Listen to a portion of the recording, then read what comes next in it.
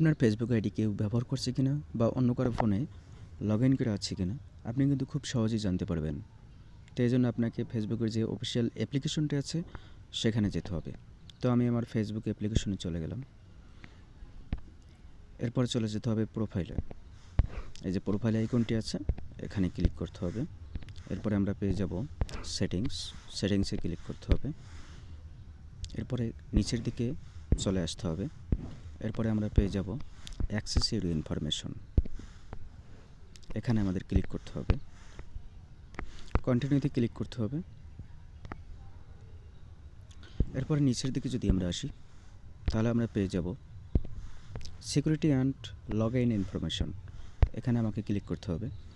প্রথমে যে অপশনটি আছে এই অপশনটির উপরে ক্লিক করতে হবে।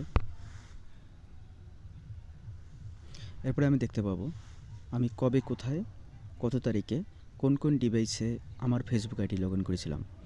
তো এখানে কিন্তু দেখাচ্ছে Xiaomi Redmi Note 11, অর্থাৎ আমি এই ডিভাইসটি ব্যবহার করে থাকি, তাই এই ডিভাইসটিতে আমি বারবার লগ ইন করেছি আর সেটাই কিন্তু দেখানো হয়েছে।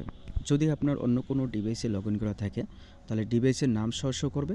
তো আপনার এই যে 3 ডট অপশনটি আছে এখানে আপনি ক্লিক করবেন। এখানে ক্লিক করলে লগ আউট চলে আসবে, তো আপনি লগ আউট করে দেবেন।